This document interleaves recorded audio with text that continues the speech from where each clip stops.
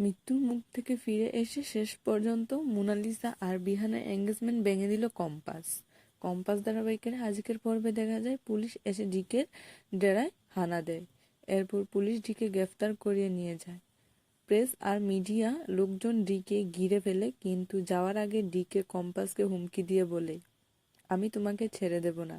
অন্যদিকে কম্পাস চুপ করে থাকে না। সে সবার সামনে দাঁড়িয়ে বলে এমন অপরাধীকে শাস্তি পাওয়া উচিত। আর সে ডিকেকে বলে তোমাকে সারা জীবন জেলের ভেতরেই থাকতে হবে।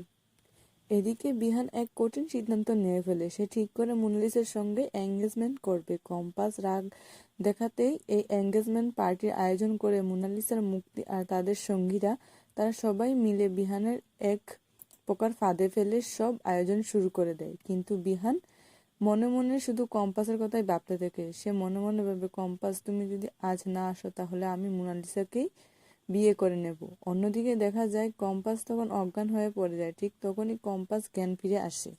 আর জ্ঞান ফিরে সে দ্রুত সেখানে পৌঁছে যায়। শেষ মুহূর্তে এসে কম্পাস থামিয়ে দেয় বিহান আর মোনালিসার এঙ্গেজমেন্ট।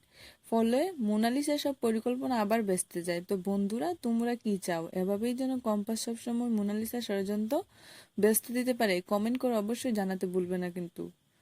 আমার ভিডিওটি ভালো লাগলে অবশ্যই একটি লাইক দাও, চ্যানেলটিকে সাবস্ক্রাইব করে পাশে থাকো। ধন্যবাদ সবাইকে।